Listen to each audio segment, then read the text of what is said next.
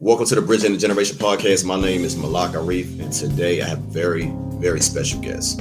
Now, my next guest is the founder and leader / bassist of one of the greatest funk R&B groups of all time. Yes, these guys have a star on a Hollywood Walk of Fame. They're known for hits such as Hollywood Swingin', Ladies Night, Summer Madness, Open Sesame, Jungle Boogie. The list goes on. We're talking about 10 number one hits, 30 top 10 singles, 70 charted singles, over 23 studio albums, 7.5 and 4.5 million records sold in the US. This is RIAA certified, and over 70 million records sold worldwide. So with all that said, it's time to introduce the leader and founder of the legendary Kool The Gang, Mr. Robert Kool Bell. Let's go.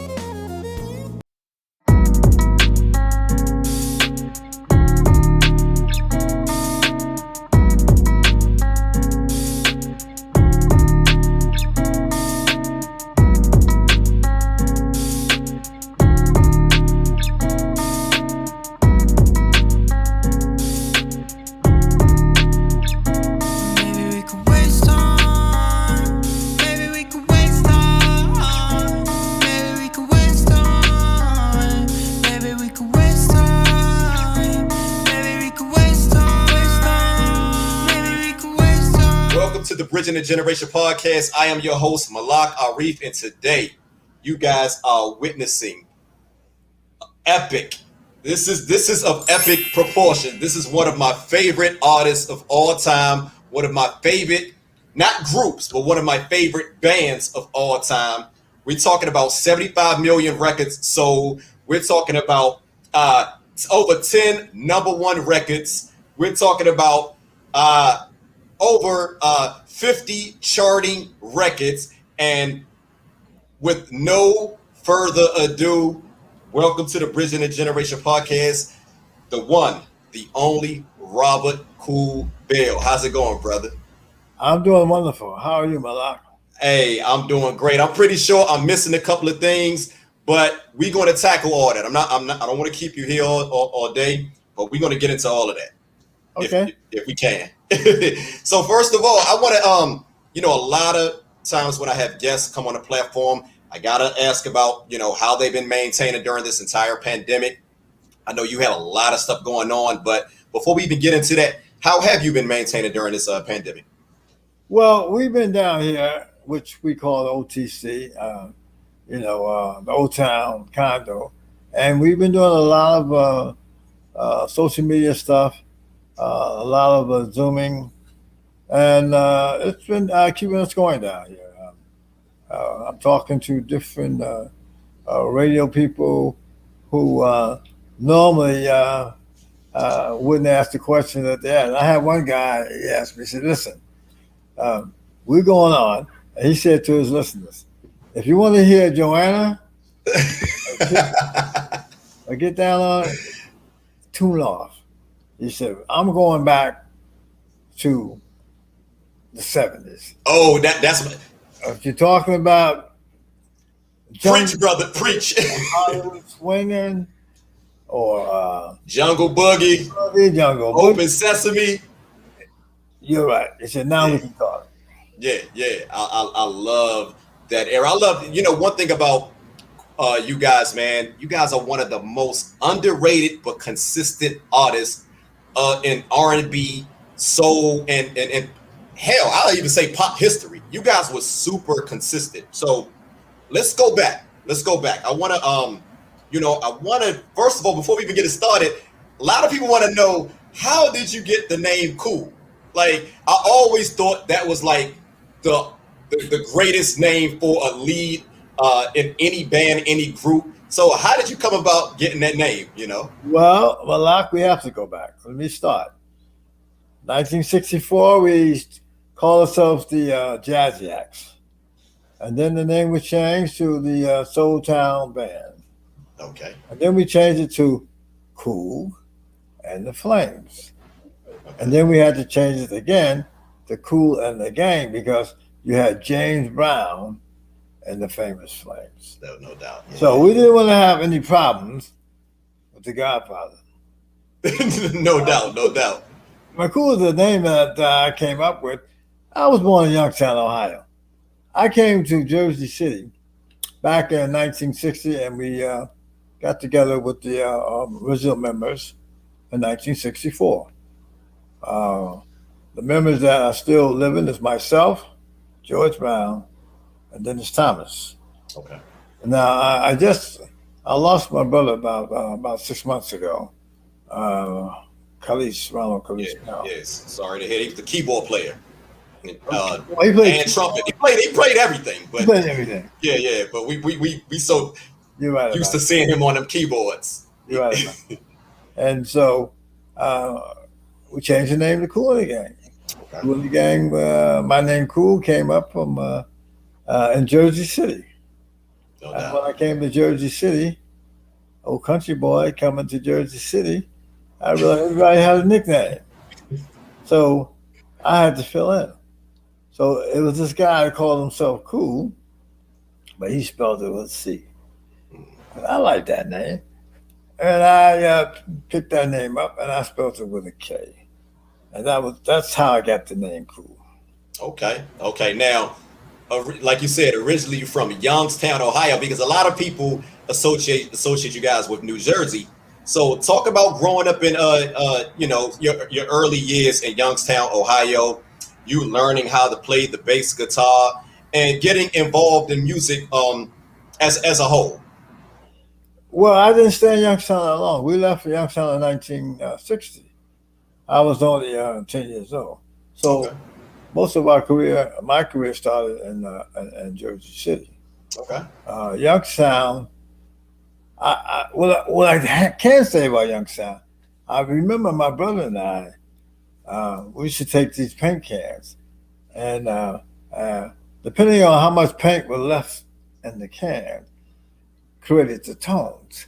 So we used to beat these cans on this little hill called the Immaculate, which was a school there, playing bongos. Because I played bongos for a minute.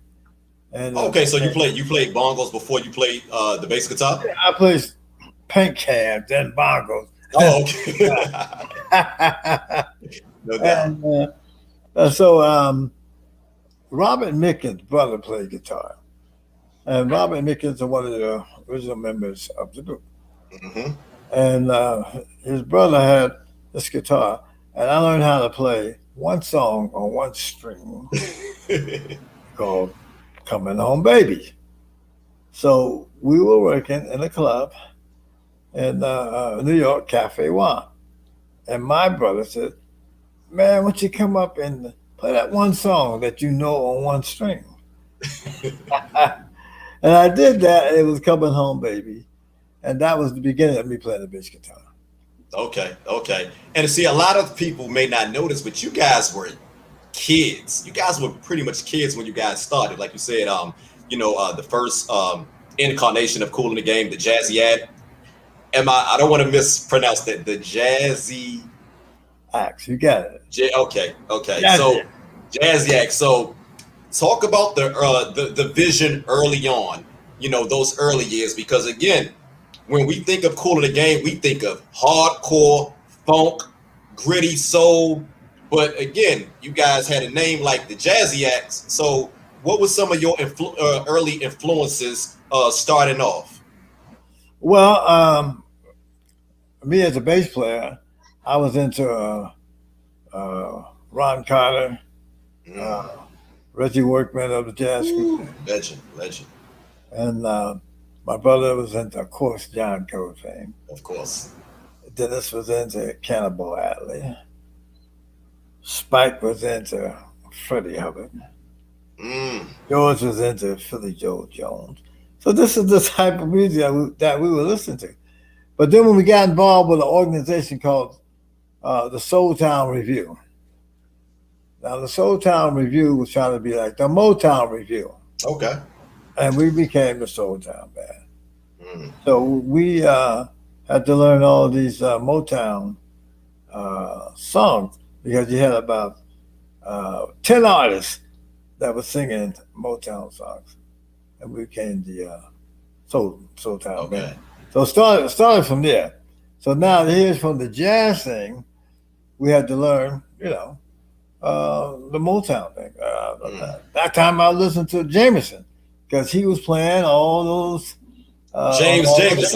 Yeah, Yeah. Jameson. So and it developed from there, and then went on to when we became Kool the Gang. Okay. And Okay. Kool and the Flames, we had James Brown and the Famous Flames, and our manager at that time, Gene Red, said, "Listen, uh, you can't use James Brown. I mean, you can't use Kool and the Flames." Mm. And we didn't want to have any problems with the Not with guy. the Godfather. So we said, well, okay, we'll change it to Kool and the Gang. Yeah. And our first record came out July 3rd, 1969. Mm. And July 3rd, 2021 is another anniversary. This Saturday. That's right. This Saturday. Now, was that the your first single? Because I know you guys that the first single was the Kool the Gang, the self-titled cut, Right. which was off the self-titled the album. You got it. So let's go back a little bit because we skipped over some things that I think the fans should know about. And this one particular thing that I read, I would be, I cannot skip over this. I have to bring this up. And I once read that you lived in the same building as Thelonious Monk, and during that time he also was frequented by Miles Davis. So talk about that experience. You're talking about my father. My father lived in the building with Thelonious Monk. My father's name was Bobby Bell. He Okay. was top 10 featherweight / lightweight boxer. Mm. And where he was living, you had Thelonious Monk and also Miles Davis. And Miles Davis wanted to be a boxer. Yeah, I know he was a huge boxing fan. Yeah. He wanted to spar with my father. And my father said, "Listen, Miles, I don't really want to spar with you. If I hit you in your lip the wrong way, that might mess up your career." Right. But Miles wanted to be Miles. Right. And then in that same area, over on 164th Street, and I think it was Amsterdam Avenue area, was the building that Thelonious Monk. So my father boxed a lot when he was boxing down in Cuba. He had asked, when I was born, he had asked Thelonious Monk, would you like to be the godfather of my son? Not knowing at that time that I was going to be a bass player. He probably wanted me to be a boxer, man. Yeah. And that's the whole story about Miles Davis and Thelonious Monk. So what you're telling us is Miles Davis is your godfather. No, Thelonious Monk. I mean, I'm staying corrected. Thelonious Monk is your godfather. Yeah. Wow. So you pretty much had a relationship, pretty much, until his passing. Yeah. Do it to my father. That's awesome. That's awesome. He was fighting a lot of Cuban fights.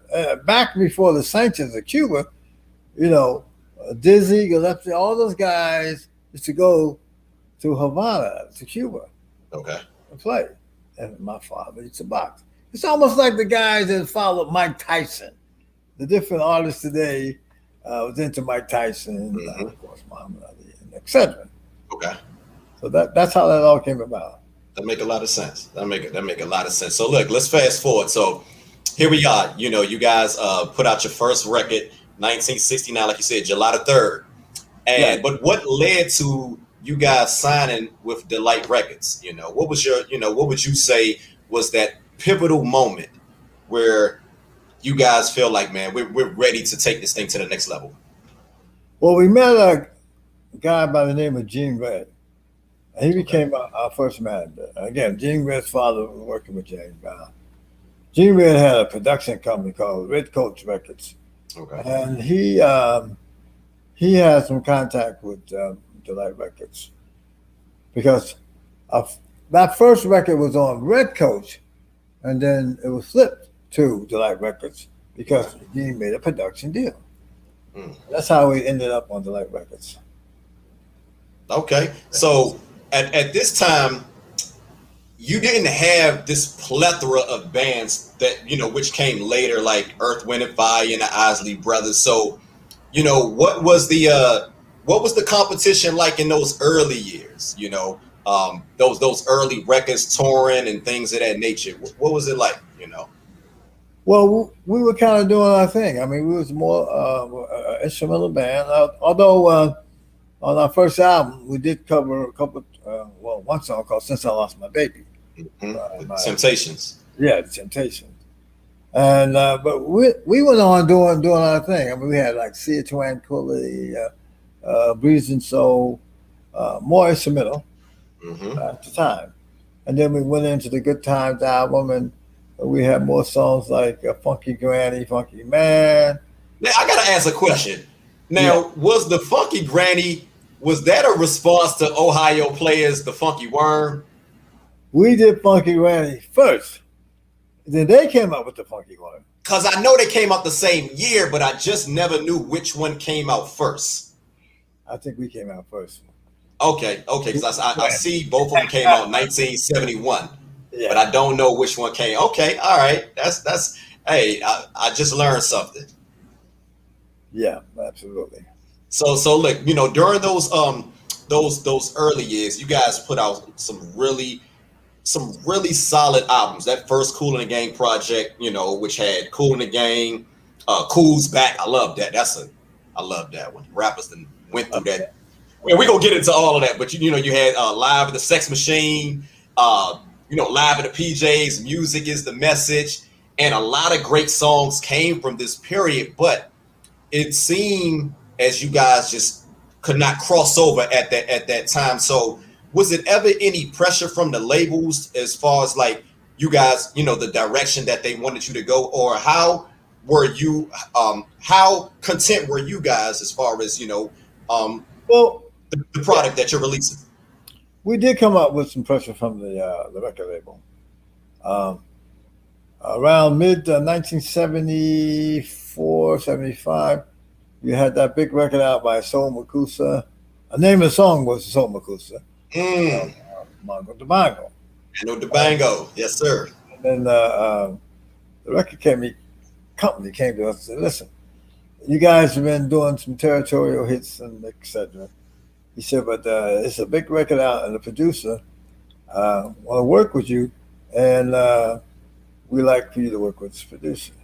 I don't remember his name. You might, but so we met him once, and we said, no, we're not feeling him. So we went into the studio and called Baggy Sound, uh, downtown New York, Soho area. Okay. And we went in there around 8 o'clock in the morning, and we finished. We had created Jungle Boogie, Woo! Let's Hollywood, talk about it. Hollywood Let's Swinging, let's talk about it. yeah, and Funky Stuff, yeah, yes. And Yeah, I've had this record for over 20 years. needless to say, no more problems from the record company. Mm. And that was our big turnaround. Okay, Top, so top, so top 10 record. I mean, Funky Stuff was number one in R&B for about 8 weeks. yeah, And then Jungle Boogie and Hollywood Swing was like top five pop. matter of fact, all three of those songs were top five pop, if I'm not mistaken. Well, Funky Stuff was more stronger on the R&B side. But yeah, Right, but they all top were, chart, were, yeah. were top. They were top songs on the Oh, pop yeah. charts. Right. So now when those songs release, how were you guys? How surprised were you guys? Because again, the songs that you guys, when you got like, I want to take you higher. Let the music take. I love Let the Music Take Your Mind. By the way, That's a classic. But when you guys drop this, I want the fans to see this because this is a personal favorite of mine. One more time, the legendary Wild and Peaceful album. Yes. When you guys dropped that, how surprised were you guys as far as the reception? We were very surprised. I mean, like I said, we had a lot of other like territorial hits. Like I mentioned, NT, Funky Granny, Funky Man, Chocolate Buttermilk, Pleasing Soul, Sea of Tranquility. But when those three songs came out, we were very surprised. But at the same time, we wanted to keep our integrity. Now, what do you mean by that? It was wild and peaceful. A 9-minute. Ooh! Everybody got a chance to take a solo. Let's talk about that. That is my favorite Kool and the Gang song of all time. One of the most soulful, jazzy songs that you guys ever released. It's the last song on this particular album. And walk me through this particular song. Like, how did this song come about? Because I go to sleep to this song at least once a week. Well, the concept, wild and peaceful. We went back to our jazz roots, the Jazzy Act. Yeah. And we came up with this song. As you know, it has that sort of African vibe to it, and we had flute solos in there, trumpet. Everybody got a chance to take a solo on that. Yeah. And that was a good thing for us because we was able to keep the funk alive. No we doubt. Also kept the jazz alive. I love that. I love that. So, as far as what was the formula, in those early years with Kool and the Gang? Because you guys were pretty much a self-contained unit at this point. Yes. So how did a lot of these legendary songs come into play? In particular, I have to ask about Jungle Boogie and Hollywood Swingin'. What was how did those two songs come about? Well, Jungle Boogie, of course, my brother wrote a lot of the horn parts back during that time, and he wanted to do something that had those certain riffs in it, almost a little bit like the Barcade, Jungle Boogie. Okay. And he used to talk about that. He said, "Yeah, I was a little influence in there from the Barcades." But and then Hollywood Swingin', shoot, we always wanted to get to Hollywood. So we wrote a song about it. Uh-huh. And it became a very big record for us, Hollywood.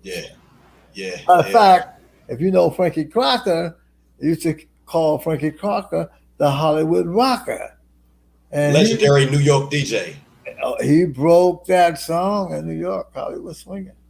Wow. So when was the first time you guys performed on national television? Because if we go back and look at you guys, on YouTube, I can see you guys performing on Midnight Special, Soul Train. I mean, you guys were, at the top of the game at that time, and stood there for a while. But so take me back to those early 70s, those mid 70s. You remember the first time you guys performed live on television?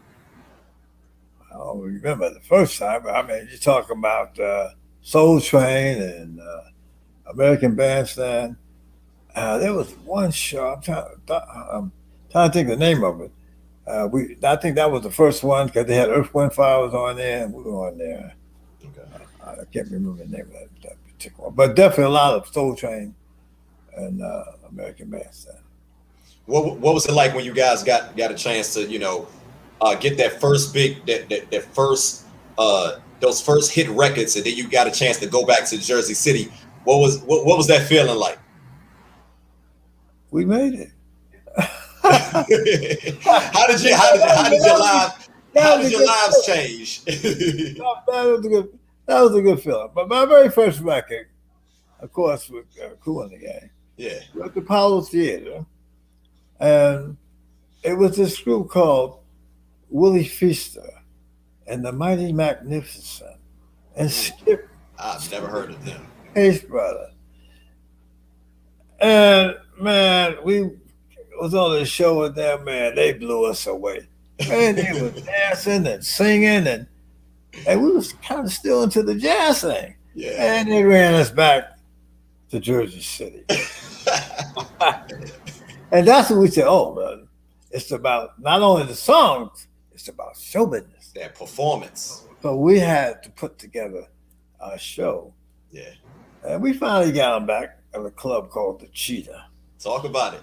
And we came in, the horn section, twisting the horns, and we were moving and grooving. And we gave them a run for their money at the Cheetah back many years ago. Yeah, man. You guys must really put it to them because I've never heard of them. Yeah. Yeah, they were hot, man, in New York. So that was like a local band, like in that area. Yeah, but they also played on a lot of the tracks. They played on the tracks of the Moments. Yeah, because they from Jersey too, I believe. Yeah. Manhattans and all you guys from Jersey They City. played on a lot of those tracks, Sylvia Rowan and not Sylvia Rowan. What's Sylvia's name? I can't think of it. Sylvia Robinson. Robinson. Yeah, I just interviewed Billy Brown. Oh, okay. Yeah, shout out to Billy Brown. He's the lone surviving member of the Moments. Yes, the Moments. Yeah, so here let's move forward. So here we go. 1974. 1974, you guys release another classic album, Light of the Worlds. Now, before we even get started, I'm not gonna run through every because one thing about artists like you guys consistency was just amazing. So we will be here all day talking about every single album, but I want to talk about certain particular albums that mean a lot to me.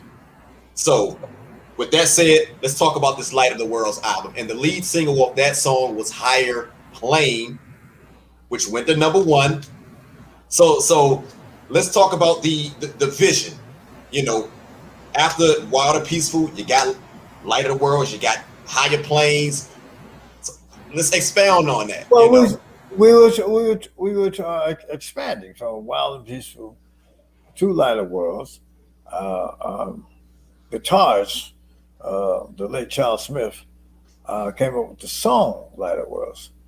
But one of the key songs of Light of Worlds was Summer Madness. And which was a B-side. Of Spirit of the Boogie. Which now, before I ask how did Summer Madness come about, when that song was why was that song the B-side? Well, Jungle Boogie and more of the funkier things, and we went to the Light of Worlds album. Right. The record company, we felt good about the song, but we ended up putting it on the B side of Spirit of the Boogie. Okay. Spirit of the Boogie also was pretty strong for us. Oh yeah, that went #1. I'm looking at it right here. That went #1, and that's what I'm talking about, man. You guys were hitting on all cylinders. A DJ in Chicago played the record, and then he flipped it to Summer Madness, and he asked the listeners, "Who do you think this is?" And they was calling in. They said Herbie Hancock, a lot of other artists. And he said, "No, this is Kool The Gang." Wow. And in Chicago, the stepping dance, Summer Madness became one of the hot records. Everybody was stepping back in the day. Before R. Kelly. Right. Yeah. Now, what influenced you guys to release Summer Madness? Because again, when I listen to Wild and Peaceful, it's very funk heavy, very funk oriented. Other than the last song, which we just we mentioned earlier, but exactly. But this particular album seemed like you guys got a little into your jazz fusion bag. So who were some of the guys that was influencing you guys around that time, or how did a lot of these concepts come about? Well, at that time we were well, like I said, you had let's see, it still happened. The Jazz Crusaders was still kind of happening during that time. I'm trying to think of this other group. Return to Forever, because jazz fusion was at the height at that time. Yeah, it was really popular. Yeah, who's this guy named? Yeah, the one about sitting in the park. Who was that? Blackbirds, not the Blackbirds. Okay, they from here out of DC. Oh, okay. Yeah, the Blackbirds was doing their thing, and so we figured we'd throw out a little bit of a little Summer Madness out there, and it happened for us, Now, Summer Madness was never a single; it was the B side. A lot of people don't know that. Boogie. It was never like released as a single. But as you know, Summer Madness became very popular. It was in a Rocky movie. It made a lot of different soundtracks. Oh yeah. The first time I remember hearing it, of course, was DJ Jazzy Jeff and the Fresh Prince. I was getting ready to say that. Summertime. When they sampled it for Summertime. And how did you guys feel? How did you guys feel when they gave that song like brand new life? We felt very good about it. But he got a #1 record. He got a platinum record. And he moved on to be a movie star. I ain't mad at him. But it was a great record. It was a big record for us. Yeah, that's Summer Madness, man. I posted that earlier today on my Instagram, and so many people hit me up and said, man, that is my favorite, not my favorite Kool the Gang song. They say that's my favorite song. Oh, really? Yeah. Yeah. Well, it's a big record, man. Summertime, big record. Yeah. So look, here we are, the mid '70s. You guys released "Spirit of the Boogie." You guys did "Love Understanding," which had more hits. "Spirit of the Boogie" was in the movie Saturday Night Fever, if I'm mistaken. If I'm not mistaken, right? No, Spirit. Open Sesame. Oh, I apologize. I apologize. Open Sesame. So, how did you guys end up getting that song in Saturday? How does that normally work? Getting a song on the soundtrack. Well, the record company, I think it was at that time was Tommy Mottola over there at Sony, and I was working with Delight Records, and they told us that we have a slot for a song for this movie, Saturday Night Fever. Now, we didn't know that movie was going to become one of the largest and biggest grossing movies of all time. Michael Jackson came Thriller. Yeah. But, of course, you had the Bee Gees. The Bee Gees had a lot of hits from that soundtrack. Yeah. And you had Casey and the Sunshine Man. The Open Sesame was very strong in the movie. Nah, I mean, that album had a lot of great songs about, like the Tramps, of course, the Bee Gees, MFSB. But I really feel like that song "Open Sesame" really stood out, even on that soundtrack. Yeah. So that you guys end up winning a Academy Award. I mean, not an Academy Award. End up winning a Grammy for that. Grammy, yeah. The whole album, we won the Grammy. What was that like? That was great. We had one other nomination for a Grammy right before that, but that was the one. Over 70 million records. Yeah. No, that was over 20 million records. Okay. We sold over 70 million records over the years. Ooh. Amazing. So here we are. It's the late '70s. But before I get into that, one thing about you guys, even though you guys had a lot of these great classic funky jams, you guys did not really have like a lead singer. So who was doing all the vocals? Who was like the primary vocalist? Like when I hear like Jungle Boogie and that guy doing that, making them sound. Who was that? To be exact. Well, it was more of a group thing, we did a lot of songs together, sing along songs. Okay. The guy that you're talking about, his name was Donald Boyce. He was we call him the voice of the boogie. Okay. And then Ricky West, he did the vocals on Hollywood Swinging. Now Ricky West is a keyboard player, right? Yeah, Ricky West, yeah. Okay. So here we are. Go ahead. I'm sorry. Yeah, it wasn't until we're out on tour with the Jackson 5, and the promoter, Dick Griffey, said, "Hey, man, you guys are, you're doing a great job out here on the tour." They said, "I think you need a lead singer," and we said, "Oh." He said, "Yeah, I think you need a lead singer." So we thought about it. Then we said, "Well, the Commodores, you had Lionel Richie, Earth, Wind and Fire, Philip Bailey, and Maurice White." He said, "Maybe it's time to make a change."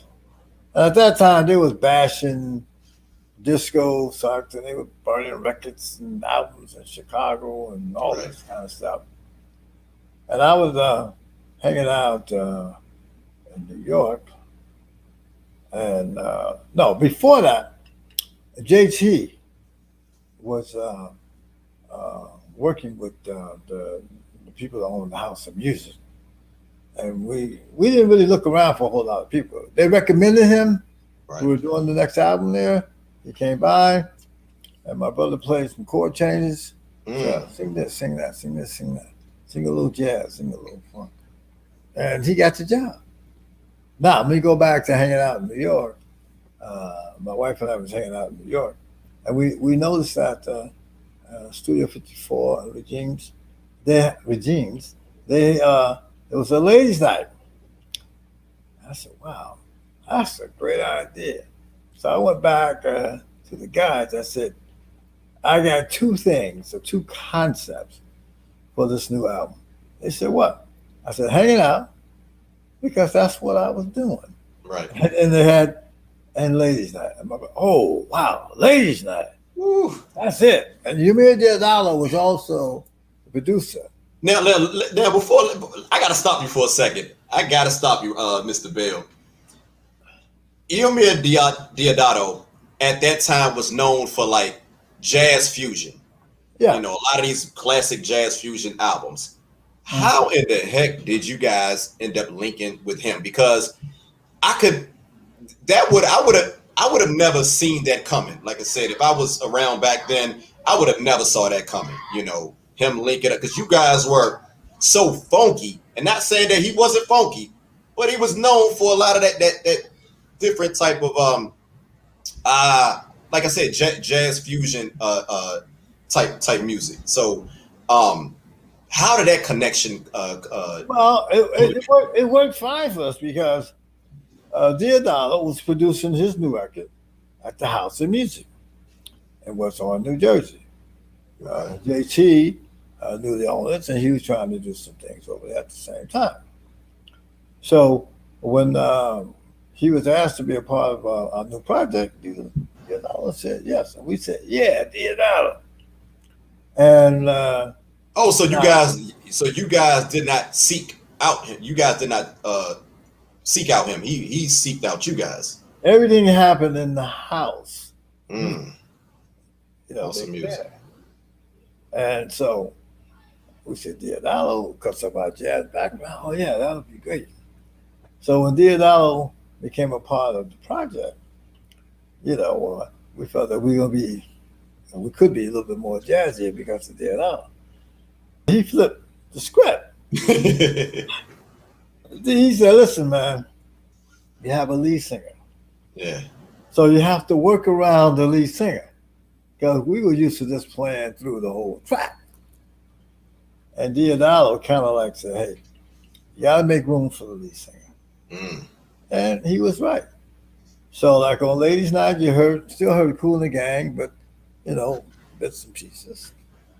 Celebration, he brought in the orchestra celebration. And my brother, one of the key writers for that, loved that. Yeah, there it is. Right here. And so when they was mixing the album, after we brought in 30-piece string section, horn string section. Okay. Uh, my brother was waiting to hear all them strings and that sort of jazz influence. Yeah. And when he went in the studio, he heard this guitar. He said, "What happened to the rest of the song?" So Theodalo said, and the head of the record company said, "This is the song. The guitar going into the rest of the music." Mm-hmm. So my brother was so pissed off. Now you and your brother's like a year difference between you guys, right? Yeah. It's like a year apart. Oh yeah, because we had to keep him out of the studio. And they said, "Man, this is the hit. Now, if you love the strings, I'll record the string for you, and you can take it home and listen to it." Because you guys did that. Because prior to that, you guys didn't use strings on your records. We did a little bit, but not that much. What records did you guys? What records did you use strings? There was like on what was the album? We did an album called Dance. I'm trying to think of the title. We had strings all through that. I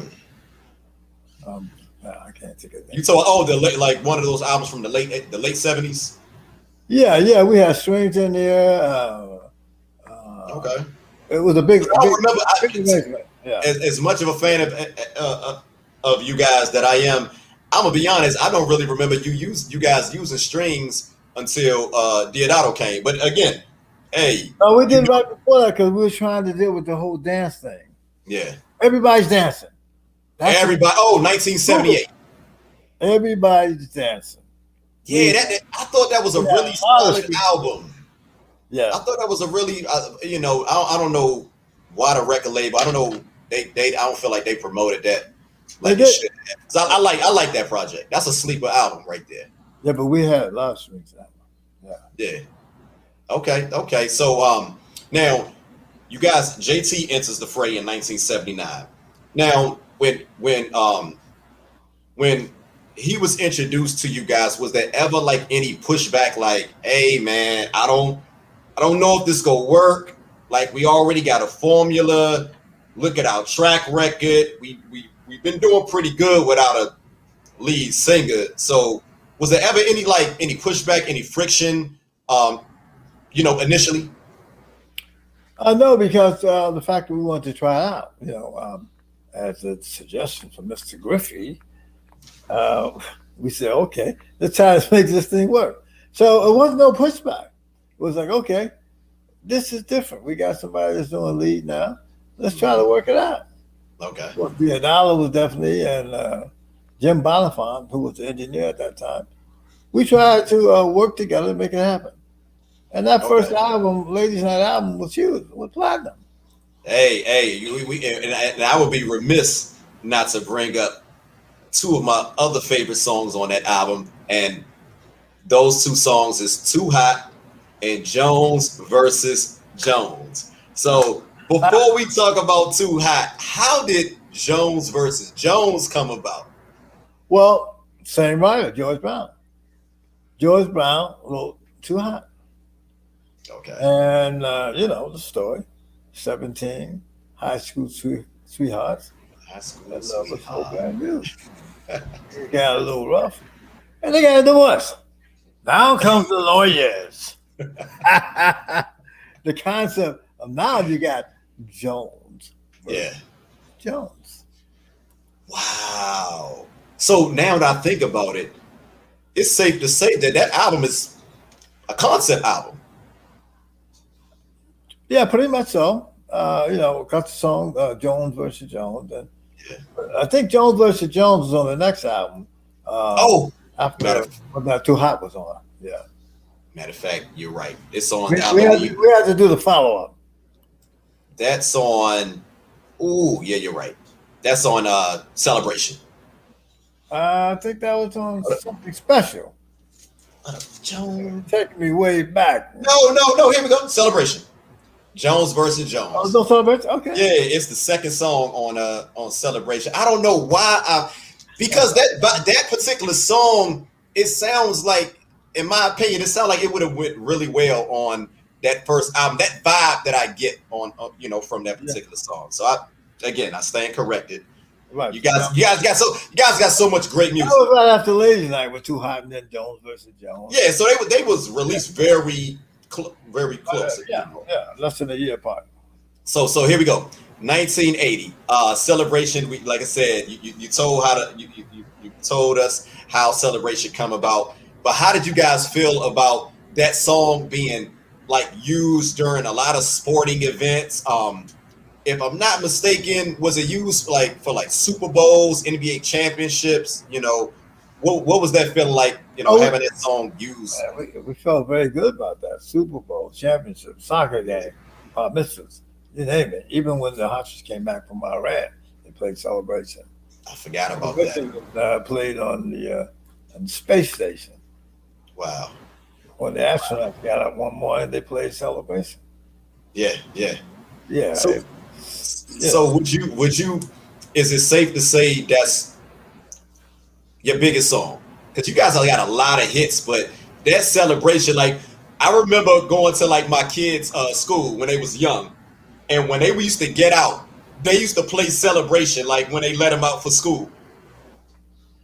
Well, that's how big that song was. Like they used to actually play that song for the little kids on the playground when they releasing them from school. Well, it's still strong today, man. Over 40-something years. It was just inducted into the Library of Congress. It's a song that you can't reproduce. Celebration. No doubt. We had a song called "Let's Have a Good Time." Good time. No. Right. Good try. But close, but no cigar. Yeah. So look, you guys release a lot of like that, and this is the thing that trips me out about you guys, because as successful as you guys were in the 70s, the 80s was even better. The 80s was even better. I mean, you guys released "Take My Heart," "You Can Have It," "Stepping Out," "Get Down on It," "Big Fun," "Cherish." I mean, what was that run like? Like that, did you guys feel like we're getting a second win? Like what was it like during that period? Because a lot of bands were downsizing, and you guys still had pretty much the same guys intact for the most part, and was still pumping out the hits. So talk about that a little bit. Well, the fact that we had a lead singer, and we started writing songs that we have someone that can do the leads on these songs, and we continue to develop the concepts of some of the songs that you're talking about, like Joanna. Joanna was one of the most played songs when it came out for the year. I love that. And people say, "Oh man, they done went all the way pop." Yeah. I fast for the 70s. What? Joanna. And "Cherish." I'm not gonna lie. "Cherish," they played that song to death. When that song, I mean, you could not go anywhere in DC without hearing "Cherish." But now that I think back, that's one of my favorite Kool the Gang songs. Well, Cherish? "Cherish." I love "Cherish." I'm not gonna lie. Didn't like it so much when it came out, but now I think that's in my top 5 of all time, which is saying a lot. Because again, when I'm looking at the hits that you guys released, man, I mean, whew, it's you guys are legends. Well, we were in St. Thomas. We started recording that album, and our families down there, and everybody was having a good time with our families. I literally just came back from St. Thomas like a month ago. Oh, okay. So my brother and JT, and of course the rest of us, we came up with this title and concept called "Cherish the Love," because we had turned our career around. We had our families there, and we were cherishing the love. And that's how that song came out. And we didn't know that song was going to become such a great song for weddings and etc. No doubt. Yeah. Now, you guys end up releasing, like I said, a plethora of great albums in the 80s. But you guys stayed intact. Like I said, when a lot of bands start downsizing, I'm pretty sure you guys noticed that. but wouldn't get made you guys to continue to forge on, to continue to remain together and not do what a lot of the other bands were doing? Well, we wanted to stay together. Our parents always told us back in 1964 when we started, whatever you do, stay together Right. as a family. Mm-hmm. Of course, my brother was in the band with me, and you had George Browns, and it's all the guys. Our mothers were very supportive, and that's why we continued to keep moving, doing good times and the bad times. No doubt, no doubt. Even when my good brother JT left, then the people was saying, oh, "What are they going to do now?" The lead singer just left. Now, and not to go into too detailed, because I don't want to, cause any controversy, but I noticed, like, when you guys released that last project, Forever, you guys had 3 top 10 hits, and then he left. So, I mean, what? It seemed like this thing could have just continued. Not saying that it did not continue, but I'm just talking about that. I mean, that run that you guys had, it seemed like that could have lasted forever. So, if you don't mind talking about that a little bit, what led to the departure of JT? Well, I mean, JT wanted to do some things on his own, and he had some problems with management at the time. And I told JT, okay, you can do that, but you can still stay in the band, right, and do solo projects like Phil Collins did with Genesis. Mm-hmm. Phil Collins did not leave Genesis. Right. He went on and did his own thing. Even Michael Jackson, he stayed with the Jacksons. But one thing led to another. So he decided, he wanted to leave. But he came back in 1995. And we did another album called State of Affairs. That's a good one too. I like that project. And things were happening. And then in 1999, I guess, Prince said 1999. Yeah. now Skip Martin ended up joining you guys right after JT. Yeah, we had Skip Martin from the Daz Band. Yeah, I interviewed him last year. Oh yeah. Yeah, we had Skip Martin, Odin Mays, Sean McQuilla, who's still with me. Okay. So we had to keep moving, man. Yeah. Only strong survive. Our parents said, stay together, don't give up. No doubt. That's what we did, even up until today. Yeah, no doubt. So look, let's fast forward to what you guys have going on now. Again, you just recently lost your brother, and I send my condolences. Recently lost Ronald. Prior to that, you lost your wife, and so talk about that a little bit as far as continue to keep this legacy alive.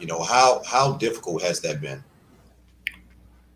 Well, again, after that, we came out with a couple singles, "Sexy." And my son got involved with Walter Anderson, with Royalty, and we have a new album coming out now in August called what is that, Tony? Yeah, help me on that one. Yeah, but the single is going to be "Pursuit of Happiness." Okay. And the concept is world peace. Mm. And the album is called Perfect Union. Okay. Perfect Union is the album coming out in August. Yeah, man. One thing I love about you guys, even though the later albums wasn't the smashes that they were earlier, the music was still really, really good. The music, man, you guys never miss, as far as the music. So, talk a little bit about that. Like, what inspires you to continue to just to give it your all after, what we talking, 50 plus years in the industry? Yes. Well, the music is our message. We always wanted to make sure that the tracks are strong. That was one of the things that my brother was on top of in terms of music and horn lines. And then some of the other members of the group, Charles Smith, a hell of a guitarist, Ricky West, Robert Spike Mickens, in the early days. And then people like who was with us now, like Curtis Williams, hell of a keyboard player. Okay. Uh, and we had Clifford Adams, the late Mm, Clifford Adams, Michael Ray. Um, it was very important to keep the sound and the integrity of the music okay. over the years. What All do the you way up th- to today. what do you think about a lot of the current music today? Because you don't hear of bands, musicians as much. They're not at the forefront as they once were, and it's been like that for a while now. So, what's your take on the current music of today? Well, it's kind of, what can I say? If you go back to the 60s and the 70s, you have that influence there. People like Usher and some of the young singers, Mhm. still hear that R&B thing. But I have to take my hat off to Bruno Mars Whew, because he's bringing in bringing it back. old funk with new funk, especially that song, his latest single. That Silk Sonic, I, yeah, I hear Delphonics. yeah, Uh, I hear Blue Magic, Magic. He yeah, went back to the doo wop of the yeah, wop wop. yeah. He's killing it. He's killing it. He's killing. He comes. Matter of fact, he comes here, in to the DC area on August 4th, and I'm going to see him. This is going to be my first time going to see him. Yeah, yeah, yeah, definitely. You guys should be. I can see him doing something with you guys too. Because I remember you guys worked with some. You guys have worked with like current artists before. Like I remember which project it was. I believe it was the this was a real good project. Oh man, I believe it was. There we go. The Still Cool project. Okay. I love that one. You guys work with some current some current artists on that one, and you guys sound you guys were able to continue to maintain your sound but still sound fresh at the same time. So talk about that a little bit. Yeah, I was doing an interview yesterday, and they spoke about that. I didn't know. They said this guy, he had the information together, and he was saying he had about 30 different people been in your band. I said, what? 30? we we've had a lot of guys come in and out of the band, Yeah, though. Like yeah, you mentioned Skip Martin, Odie Mays, uh, a lot of other musicians. But the main thing was that we are a band first. no doubt. We started as a band, and we still a band. Now, the way I look at it, we're a band who has singers, not a band who has a lead singer. Mm, You see, and that's where we're at today. Even okay. with Walter Anderson, he plays drums, he plays keyboards, and he will be singing, doing a lot of lead on our new album coming out. A Perfect Union. Okay. Now, when is this new album supposed to be It comes dropping? out August, August. and the single comes out next month. Okay, so it's pretty much wrapped up, pretty much done. Oh yeah, it's done. It's a done deal. Okay. So talk about, like I said, I mentioned, your wife recently passed, and you have a foundation that was associated with her. Can you talk a little bit about that? The foundation that was associated with your wife.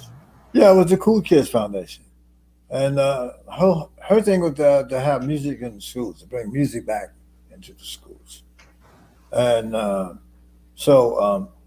did a project several years ago called "It's Cool Mm, in School," and it was backed by Cherry Coke, Coca-Cola Cherry Coke, and we did 48 cities, and we wow. went into one city, Oklahoma City, and these four guys, because we would do meet and greets to make sure those kids that were doing well in school got a chance to meet and greet Okay.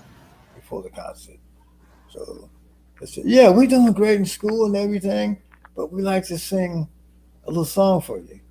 So they did three a cappella songs. So my cousin manager and his brother, he said, "Wow, these guys sound good." So we sent them to New York, And that group became Color Me Bad. We created I Want to Sex You Up. It was in the new Jack Swing movie, you know. Oh, of course. I want to. I have that. I have that. I want to reach and grab. I can't reach it, but I literally have that album right there. I literally have that album right there. Like I'm That's all looking about at the it. whole Cool Kids Foundation. We're doing a golf outing coming up on the 13th in New Jersey.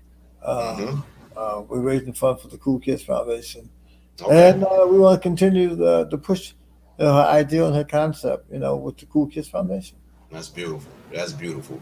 Now let's talk about this wine a little bit. You guys, you also have a wine coming out. You have a cologne coming out, but this wine, I'm seeing you guys really been pushing this thing. So talk about coming up with this idea. Whose idea what it was for Kool to get in the wine game? Well, a couple of years ago, maybe 3 years now, I was doing a tour in France, and the promoter said, "Listen, we're doing a champagne with the late Barry White and a Barry White lookalike." And he said, "We're also doing something with one of the Bee Gees. And would you like to also do a champagne?" I said, "Well, I don't know if my fans, because we had 20 shows in France. Mm, I said, I don't know if my fans would want to have a bottle of champagne after a concert. They probably would want to have a T-shirt, yeah. caps, and all those things." Okay. I said, "But what I want to do, I would like to get on the shelves." And they said, "Oh." I said, "Yeah, I want to get on the shelves." So we ended up cutting a deal with the Birchlow family up in Reims, which is Champagne country. They control the name Champagne. Mm-hmm. And I said, I want to call it Le Cool because I wanted to have like a French vibe to it Right. coming out of the Champagne country. And so that's what we put together, Le Cool Champagne. And I wanted to break it in Europe first, then bring it to America. Like Okay. that, Murphy, I guess, huh? That's amazing. That's amazing. And so that's what we did. And of course, COVID hit and slowed things up. But we're on a roll now because not like the record business and the champagne business. You Mm-hmm. have to deal with each state. You have to have the proper paperwork, the proper compliances. And that's what we're doing. Right now, we have New York, New Jersey. We have Georgia now. We have Okay. Florida, California, and we just got Ohio and Kentucky. Mm. And we I also gotta get my bottle. I gotta find my way to one of these areas to get my, you know, make sure I get a bottle because I'm pretty sure anything that's stamped with your name on it, it's official. but now also we started off with the Grand Cru, which is only 14 grapes make it to be a Grand Cru, and we were Ooh. blessed to have the Grand Cru. Okay. Now we have the rosé. Woo. The ladies like the rosé, Yeah. and our rosé just arrived about a month ago, Mm. so it's really a ladies' night for real. Hey, I hey, know that's right. I know that's right, Mr. ladies, Bell. go out and get your rosé. Yeah. Oh, Yeah. by the way, Show that thing on the screen. Come on, hold that up. hold up. Oh, and you go this way. There we go. Right there. There we go. This is our rosé, Okay. and we also have a Blanc de Blanc, which is Mm. coming out this summer. So, it's a new game. I know you got Jay-Z and Diddy and Snoop and Right. all these guys doing their thing. Yeah. But Blanc, I have to say one thing. When you're celebrating, when they pouring Dom Perignon and Yes, sir. Dom Renard and Berkeley Cole and Cristal, what song are they playing? Celebrate this Celebration. Oh yeah. One more time. Yes. Yeah. Here we go. Here we go. There we go. Pouring Le Kool champagne. Yeah. Yeah. So again, that was the whole concept. That was the concept for the Kool champagne. Is it going to be available like online? Because the wine game is totally different. We got LeCoolChampagne.com. You go for okay. LeCoolChampagne.com. Yeah. No doubt. Yeah, online as well. So we got new music, we got wine. I mean, brother, you stay busy. It's amazing how, for you to been in the game this long. You look well, but you look amazing, by the way. But for you to have this energy to just keep. Hey man, I'm hanging out for old man. Been over 70 years, man. Back in 1964. But thank you very much. Hey, I'm just saying, hey, I hope when I get to that point, I hope I have at least 1/4 the energy that you have. Yeah. Well, you know what?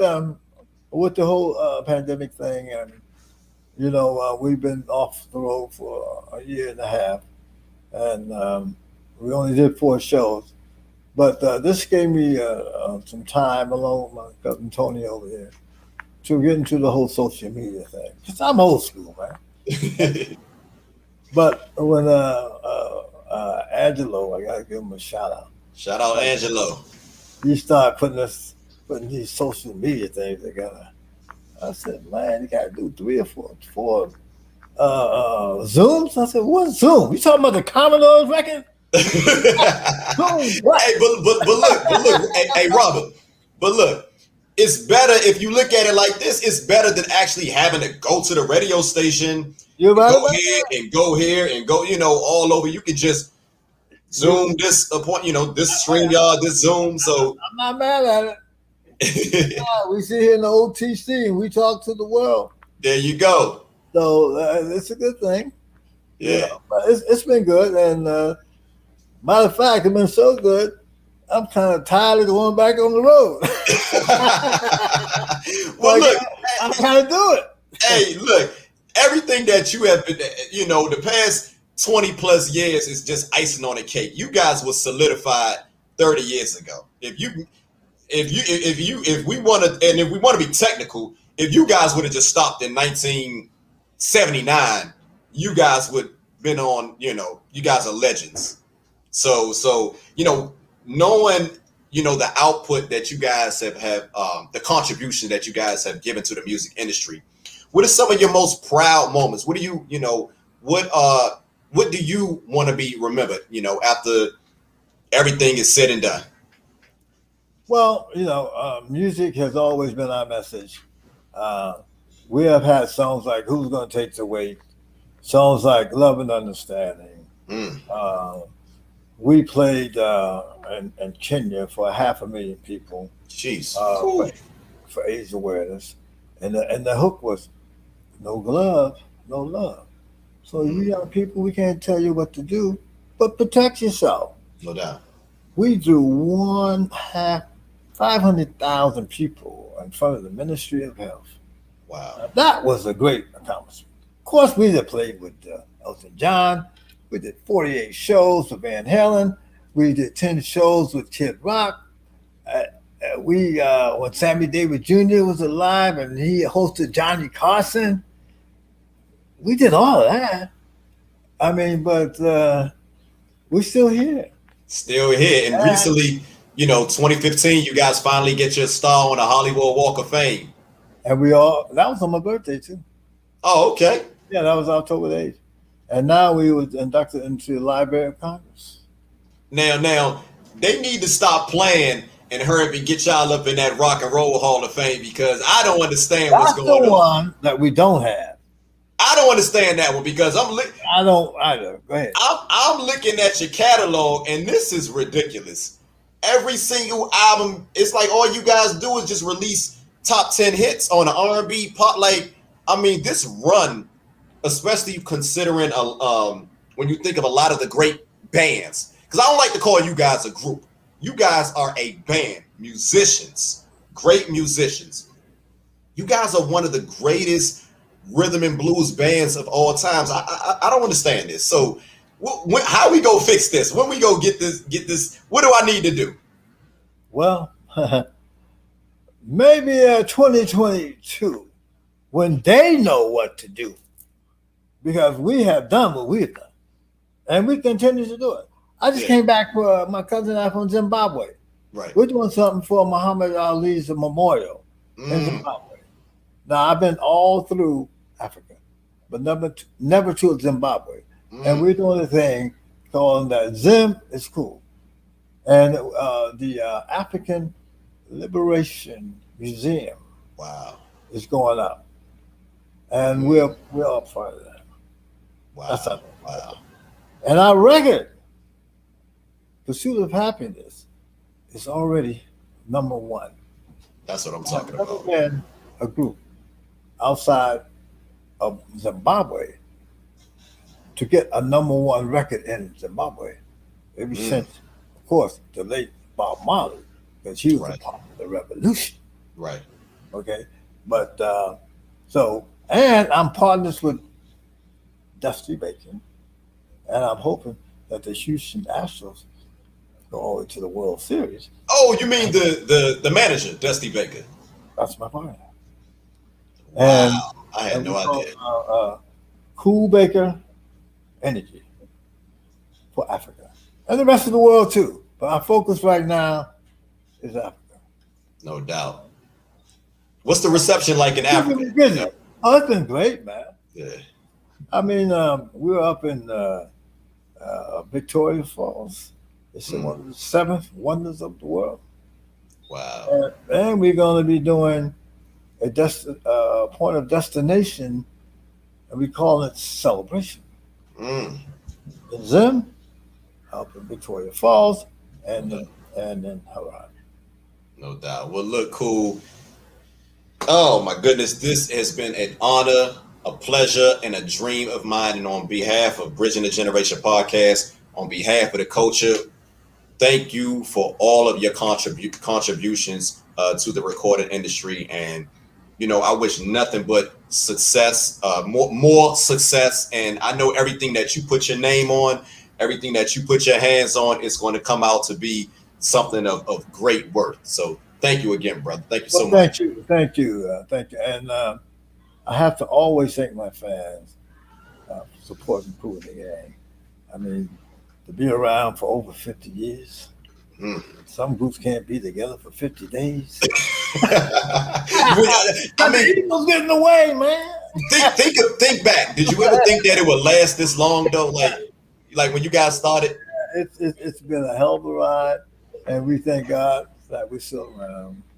And like you said, one of your favorite songs was High Plains. Oh, yeah. We've been down too long. Getting down too strong. We got to keep on lifting you on up to higher planes of love, understanding, and world peace. Oh yeah. I'm gonna exit with that. Hey, I can't top that right there. So look, again, we got the one and only, the legend himself, Robert Kool Bell. Thank you again, brother. We love you. Not going to hold you any longer. You take care and have a good night, brother. And thanks for having us. No doubt. You take care, Mr. Bear. You too, man.